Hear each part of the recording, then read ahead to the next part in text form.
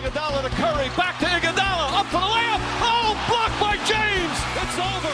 It's over. Cleveland is a city of champions once again. The Cavaliers are NBA champions. That sound means it's time for a Cavs of the Break NBA podcast, part of the Press Play Podcast Network. I'm your host, Chase Smith, and with me, Cavs Insider, national NBA writer Sam Amico of AmicoHoops.net. Sam, the season is here. How was your summer? It was busy until, that last few weeks before when football season starts and basketball players and execs and coaches all go on vacation. That was a nice little break for me. So it was great.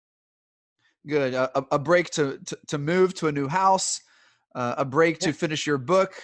And now all of a sudden you're rubbing shoulders with Woj at Cavs practice. So it's nice that the season is back in session. Hey, we're going to talk about a couple of things. I want to talk about Media Day, talk about Coach Beilein's camp, talk about a couple of players, and then do one of our favorite segments here, Overreactions or On Point. How's that sound? Sounds great. Sounds great. So Media Day was last week. They got to introduce, there's all sorts of pictures, Darius Garland's playing around with Kevin Porter Jr.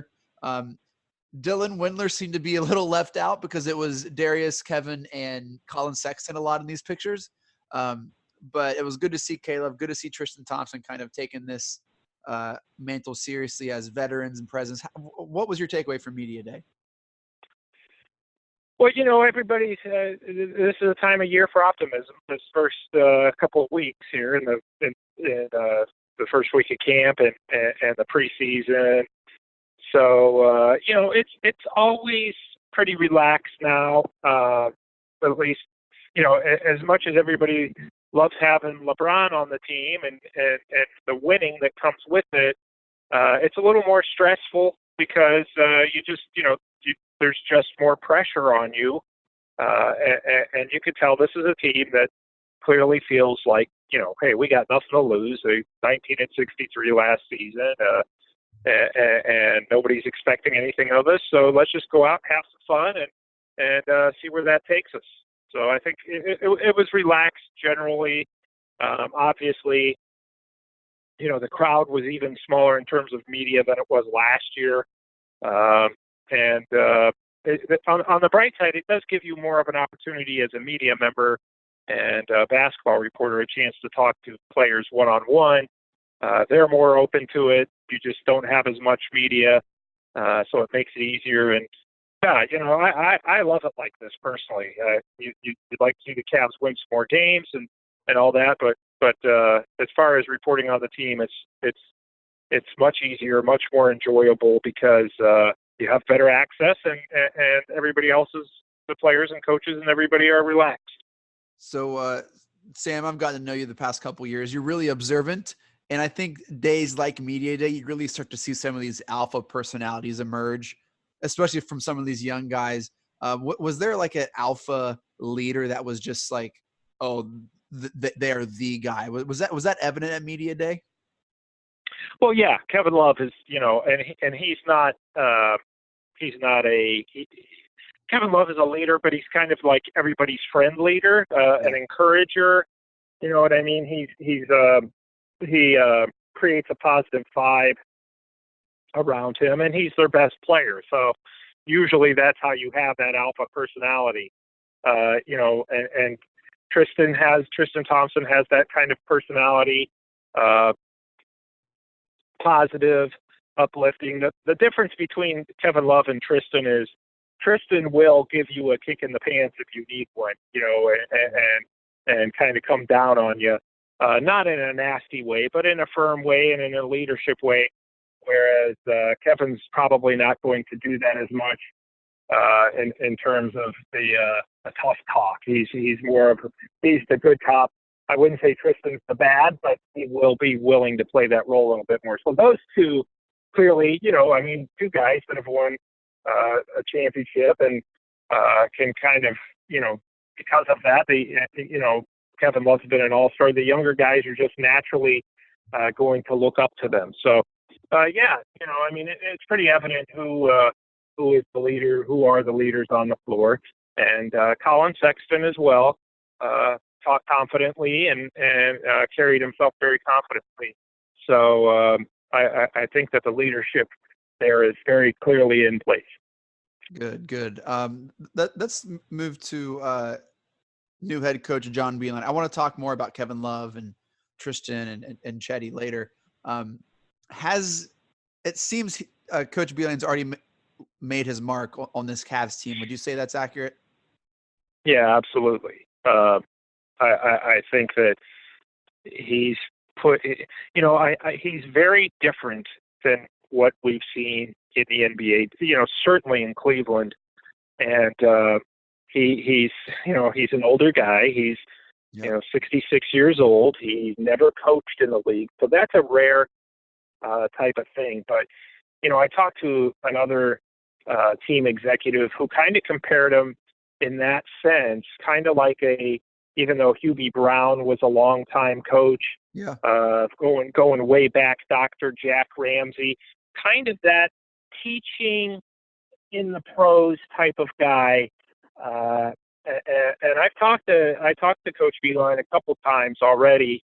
Talked to him one-on-one, asked him a question at practice about how is the transition going, and he's given some great answers and some great responses. And and you can tell the team likes him. They like the fact that this is different, that he's a different, not only personality for the NBA, but that he's also running stuff that they don't. Everybody in the NBA runs this high pick and roll. He's got nothing. He's bringing in, it's almost like high school basketball camp, the practices where they're going through these different sessions, ball handling session, shooting, but offensively, they're running stuff that he ran in college for 36 years. The high handoffs, the outside shooting, that's a priority. Which newsflash, that's the NBA. Right. Exactly. Cyclical. Exactly. It's the Golden State Warriors. It's almost that same offense that the Warriors have been running for so long. So Kevin Love basically said it best, what they feel, and it's a breath of fresh air. And Kevin Love said, I don't mean that as a slight toward my other coaches, because I've had other great coaches, but he really is. He's different. He's new. He's keeping things new. And it's really kind of reinvigorated some of the players. They seem to really enjoy having him around. Now, I can tell you he's not a pushover.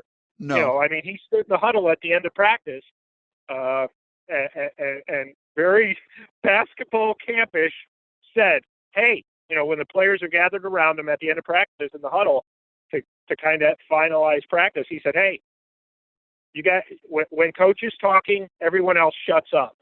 Yeah. So, and they did, the players do. And, I can tell just talking to the players, Brandon Knight, Kevin Love, John Henson, these other guys that I've talked to, they love him, love having him around, love his style, love his approach. Well, here's what I think Coach Beilein has going for him. Everywhere he's been, he's had success. West Virginia, Michigan, and I forget where he was before that. Canisius and Richmond. That's right. They all had success. Yes. Yeah. And so I think the fact that he's a little older is going to help some of these veteran players give him that respect. Secondly, he has a system and a formula. And I think the bronze shadow loomed so large over this organization. Even last year, it was a very similar, kind of offense. It was just the bronze shadow was still there, even with the coaching staff. Yes. And so I think this is so new. This is so fresh. And he has this vision. He knows how to execute it. And it fits well with the NBA. It really does. Spreading the floor, spacing, corner threes, all that. It's just it is a perfect fit. And they might have gotten one of the best college coaches who understands this in and out and all of college basketball, to be honest. Oh, well, yeah. His track record shows that. His track record in the NCAA tournament. And I actually, like you had mentioned, I talked to Woj at practice, who was there to talk to Coach Beilein, but and Woj told me that he talked to Karis LeVert from the Nets, Yeah. and who played for Beilein at Michigan, and Woj said, you think this is going to work? He'll work in the NBA, and Karis LeVert said, I have no doubt. I have no doubt. It might, it's going to take a little bit of time, but he said, I have no doubt that if if they get him the right kind of players, not superstars, but the right kind of players, he's going to have success because his system is good and his players listen to him and respond. So he got a ringing endorsement from one of his former players in Karis LeVert. And you look at the Cavs roster, and Sam, I think he has some of his prototype players already on the Cavs. Can you think of a more John Beilein player than Kevin Love? No, and he kind of said that. He mentioned that Kevin Love is that kind of that stretch four that they've always had at Michigan. Those big guys who can not only rebound but hit threes, and I mean, he was made in a lab for John Beilein's system. Kevin Love, there's not a better right. I mean, it's Kevin Love. If you're John Beilein, you want Kevin Love on your team. Yes, and as your best player, So he's a great fit. I think Garland. Watching Garland, who hasn't gone through a full practice, he's had a little foot thing that's not been the least bit, any worrisome. They just start being overprotective. But he's been going through shooting drills, and the kid is just so smooth. So smooth. You talk to other players about him, and they say he is smooth. He's beyond his years. I can't remember who said it. It was I think Jordan Clarkson. No, Larry Nance Jr. actually said, I can't believe he threw a couple of passes when we were playing full court. I just thought, man, I never knew he could pass like that. So I think he's going to be a real good fit in that system too, once he learns the NBA game a little bit. So there's a lot to like about John Beilein. It's going to be tough, I think, a little bit because the Cavs lost 63 games last year. He lost 7 at Michigan. It's going to take a little bit of getting used to for him and for the team, I think. Yeah, we drafted Darius Garland 5 in the draft in the spring. How is Lindsey Gottlieb doing here the first couple practices with the Cavs? So, man, she's like Beilein in the sense that these are basketball lifers. They're not. They truly are. Honestly, Chase, I've been covering the team full time since 2007. Okay, come on, and now come on, baby, let's go, bring it. I can't wait to hear it. And I go in practice now, and there's just a different vibe than I've ever had before. And Lindsey and Beilein and even JB Bickerstaff, who's an NBA guy, but you spend 3 or 4 minutes talking to him, and you feel like lacing up the sneakers. Let's go. Let's lace them up, Sam. Let's lace them up, me and you.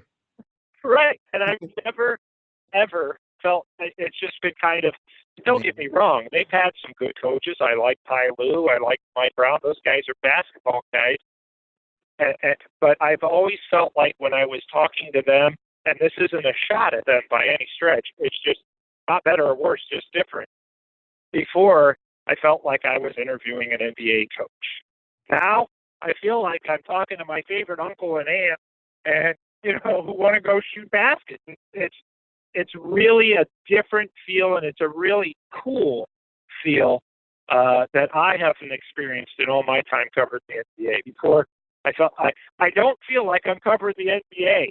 I feel like I'm covering college basketball with NBA level players at practice. So it's been really neat, and I feel, as a reporter, reinvigorated by just being around the coaching staff. I really do. So I can only imagine how the players. I think the Beilein hire did come out of nowhere, but I was super excited about it. And then seeing that we got Coach Gottlieb as well, like it was just, I don't know if there, again, could be a better staff for the Cavs in this young team with the direction they're going.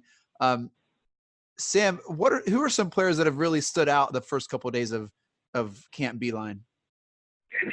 Well, I think Love obviously has stood out. The usual suspects, Sexton. Brandon Knight has played very well, dating back to a few weeks ago when they were, Kevin Love organized this team get-together bonding thing where they go to dinner and hang out and then play 5-on-5 and scrimmage and stuff like that. And Brandon Knight stood out there, and he's looked really good. And he said at practice, this is the first time in 2 years where he feels like himself physically, because he had that major knee issue. He lost some explosiveness coming back from that, but he said now he feels like himself. So that really, if that continues to be the case, really throws some interesting dynamic into a backcourt that's basically supposed to be Sexton and Garland. Is now you have Brandon Knight playing particularly well. So that's been interesting. And John Henson, another guy who's kind of people forgot about him in that Matthew Dellavedova trade because he was out with his wrist following wrist surgery in November last year. He has also stood out and made a difference, particularly defensively in the scrimmages, blocking shots, altering shots. And another guy who's very positive, upbeat, high-energy guy, Kevin Love said, I think John Henson's going to be a fan favorite because of the way he plays and the positive attitude he has. He's just a fun-loving guy. Yeah. And I agree with that assessment that Henson will become a fan favorite quickly. I went to Coach Roy Williams basketball coaching camp at North Carolina when I was a coach down there. And so the camp took place during one of their practices, and John Henson is when he was at UNC. And I had never seen a more longer, taller man on earth than John Henson. That man is just like a tree. Yeah. Like the walking trees in Lord of the Rings, the Ents. Yeah. I just felt like I'm not a tall guy anyway, but I just felt like he was just, oh my gosh. And Brandon Knight, it's never a question of if he can play. 2-time Gatorade Player of the Year, 2-time Mr. Florida basketball, played at Kentucky for a year, drafted by the Pistons, just plagued by injuries and just, maybe wrong team, wrong time. You know what I mean? If they get anything out of him, Sam, what a bonus, right? I mean, they did not expect him to contribute. Yeah, they're not expecting him to play a big role. Weren't coming into the season, but I think now they're rethinking that just based on the first few days of camp. And one thing Coach Beilein said is it's kind of wide open in terms of what we're going to do and who we're going to play and how much they're going to play. Obviously, you're still early, but he said Coach Beilein came in with an open mind and giving this is a chance for guys like Brandon Knight and Henson, who were really kind of forgotten men in all of this, to say, you know what, I'm going to play and I'm going to be a part of this. So, yeah, more power to them. And I agree with you on John Henson. Look, I like I said, I've been doing this for 12 years full time. I'm around 7-footers, 6'11" guys all the time. It doesn't surprise me to see him. But John Henson, I looked at and I was like, man, he's 6'11" and all arms and legs. And yes. He's a different kind of 6'11". You just look at him and you think that guy's going to block shots. Yeah. So. It's a good opportunity for those two guys in particular to make a difference, step in and show that they can make a difference. All right, we are back with Overreactions and On Point, one of our favorite segments here at Cavs on the Break. Sam, here's how this works. I'm going to give you 5 statements. You tell me if that's an overreaction or if that's on point, pretty much what's going to happen. Sound fair? Sounds good. All right, here we go. First one, Kevin Love will be the comeback player of the year. Overreaction or on point? I'm going to say on point. I'm going to go on a limb and say on point because he did play in 14, 19 games or something last year. So, if he stays healthy and played like he did last year when he was healthy, he will have an excellent shot at that award. I agree. And maybe it's contingent on this phrase. The Cavs will make the playoffs. Overreactions are on point.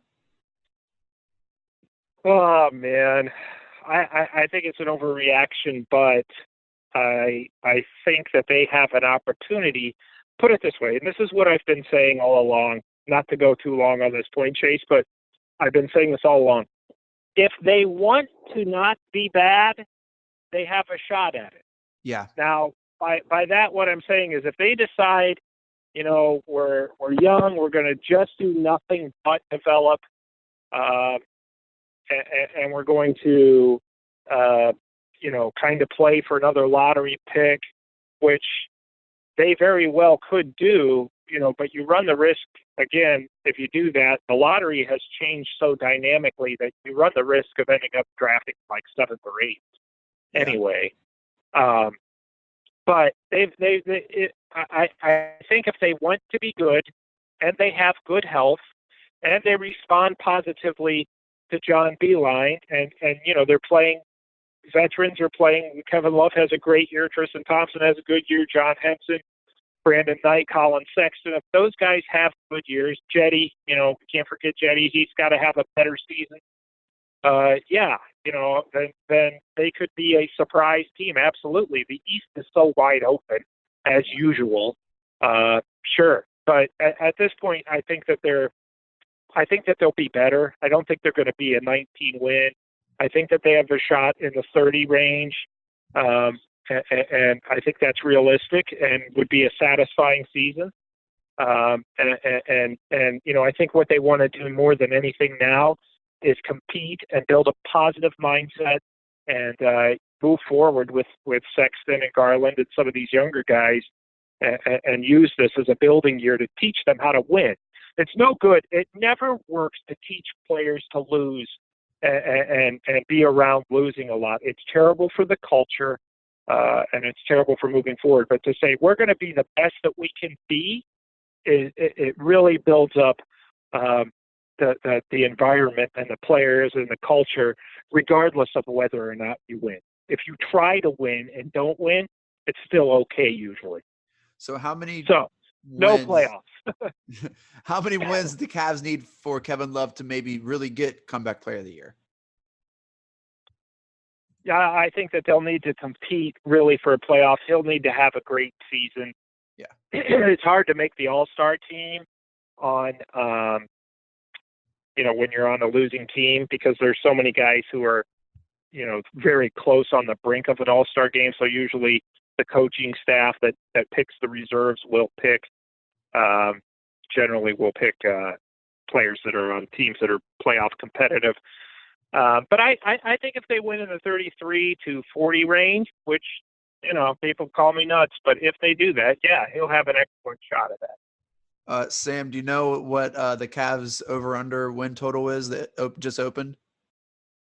I do not. You want to guess? This is fun. I'm pumped you don't know. 27. Lower. Do you want to guess again or me tell you? It's lower than 27? Yeah. Okay. What do we got? 24.5. 24.5. Some have 23.5, but it's majority 24.5. Wow. Not look. Good outlook for first-year college coach. What? Yeah. I just said that's 5 more wins than they had last year, I guess, 5.5. But yeah. I honestly, look, it's hard to get a gauge for what they're going to do after 3 or 4 days of practice. They don't have the depth where they can't afford another big injury to Kevin Love or Tristan or any of that stuff. So, everything's going to have to go perfectly for them. And they really going to have to want it. Kobe Altman in the front office is going to have to say, yeah, we're okay with winning and we want to win and we can make the best of the draft picks we get. And even if they do say that, they're going to have to have everything go right, and have this all come together. So, generally that doesn't happen, but you look at the bottom of the Eastern Conference, I should say not the bottom, but the bottom of the playoff race in the East, like with Orlando and Detroit and those teams, Yeah, the you're not Wizards, talking the about Knicks. right. I mean, You're not talking about overcoming the 1986 Celtics here. I mean, you do things the right way. You get into the playoffs, and what's it mean? Well, it means your young guys got a taste of the type of experience that they're going to need to get good. So yeah, I think there's a lot of different dynamics. Could they be bad again? Yes, absolutely, they sure could. But I think that it's really wide open, and it's hard to tell exactly where they're going to go after 3 or 4 days of camp. well, here's what I'll say. I believe in Beilein. I believe in Colin Sexton. I thought he ended the year like fantastically last year. I think he really kind of figured it out. I look at their draft this season. It didn't seem like a draft of them trying to tank this year, Sam. They traded up for Kevin Porter Jr. And I don't see at some point you have to play your assets, right? I mean, look at the Celtics. They almost overplayed their hand, and now they don't have anyone. And Right. so I'm looking at what they have, and I don't know if why would they tank again? And so I would take the over. I could see them maybe around 32, 33, Yeah. just to be frisky. I honestly, I think the draft was we're not going to tank draft. I think this is their core because of Sexton's development at the end of the season. I mean, he played phenomenal, Sam. I mean, he really worked himself into a top 3, 4 rookie of the year conversation. If it hadn't been for Luka or Trey having transcendent years, I think he really would have been in the conversation. Just how he ended the year. I think Darius Garland is a baller. I think Kevin Porter Jr. is going to be maybe one of the best late round picks since since Danny Green. Maybe I know not Danny Green. Who's the guy from the second round pick from the? There's been a few of them. Draymond Green's been Draymond was a Green. second Thank you. round Oh my pick. gosh. Yep. I've That was Danny. That was a good thing that I've forgotten his name. I mean, I'm not going to Yeah, apologize for that. I think most Cavs fans will forgive you. Yeah. But I'm looking. I mean, would you say this is an off season of tank moves? No, and I agree with you. The reason, they got 3 first-round picks, which in reality is like getting one next year as well in Kevin Porter Jr. They have guys that they're ready to develop. They don't want to go too far in the other direction where they're losing fans because they keep stinking, and that's a bad road to go down because it's bad for business. Now the diehards, and I empathize, or I understand where the diehards are coming from when they say, no, you got to keep tanking and keep getting good draft picks. I can understand that, but you also have to remember that this is a business. And it would be like me saying with my website, well, I'm going to suck for a little while. Some people will say that I do anyway, but I'm going to be bad for a little while because I know in 2 or 3 years, it'll be good, and I'll lose money, and it won't be that big of a deal. And that's a crazy way to think. It's hey, look, maybe this year we'll lose money because I'm hiring all these writers or whatever. And, the point is that the NBA is a business, and this team and an organization and a franchise can't afford to keep losing money. Most fans, casual fans, want to know one thing: did the Cavs win last night? Yeah. And if the answer is no, they're going to lose interest. That's just the way fandom works, and understandably so. So, they understand that, and they don't want to keep putting a product on the floor that isn't successful or looking like it has a good shot at being successful, because it impacts everything you do. It impacts players, ability to get free agents. It impacts, people say, well, free agents aren't going to want to come to Cleveland because they don't win. Baloney. Look at the San Antonio Spurs. A lot of free agents have always been dying to go there. The Spurs aren't a big free agent organization. They do everything through the draft and running their thing well. But a small market can succeed by doing things the right way, and it's not to continuously tank over and over and over again, because we've seen so many of those teams that do that. For instance, the Sacramento Kings, who are, they're a nice, young, dynamic team, but it's taking them forever to get back into the playoffs. And so So there's a time for tanking and a time for not, and I think that the Cavs are to the point now where it's like, look, we really tanked last year, and now we've got to build and try to win and create a good environment, not only for our players but for our fans. You know, I say that they've made moves to not tank, but on the flip side of that, they're releasing the classic edition jerseys. They're going to play in those. So kind of like, hey, if we're not good, look at these pretty jerseys. They just finished Rocket Mortgage Fieldhouse. And so, like, on the other hand, they're like, if this is bad, hey, at least we look pretty and the Fieldhouse is nice, right? I mean, so there's a two sides of this conversation. Well, most teams that are successful have at least one real big superstar. And you know, usually like the Lakers and the Clippers and the teams that are in contention, right, are going to be teams with two huge superstars. Everybody else hopes to have one, and if you can't get that, then you want at least maybe one borderline all-star, and that's what the Cavs have in Kevin Love. And look, the Pistons have that in Blake Griffin. You know, I mean, most teams are where the Cavs are. So you hope to do it as a team, and when you are in the Cavs situation going into the year with one borderline all-star, it's a great unknown. I would say too, Colin Sexton, if he continues to play like he did last year, would be a borderline all-star. So, but it's still an unknown. It's a huge unknown. So they're prepared for that and hoping for the best, really. You know. Yep. Really quick, we got three more here. We were talking about rookies. Overreaction or on point, Sam? Darius Garland will be the rookie of the year. Probably overreaction because I think that's probably going to go to Zion Williamson, and it wouldn't be a shot at Garland if he didn't win. So I think Garland will be, if he can, stay on the floor, which he's not been able to do so far at Vanderbilt. And then in practice, but I think he will be a dynamic player. I really do, for years to come, because he has an NBA game, NBA skills for a guy his size. All right, this one I had fun typing, just and reading it is going to be fun. This is ridiculous. This is the most ridiculous one I've ever said, Sam. Jordan Clarkson will average more assists than made field goals per game this season.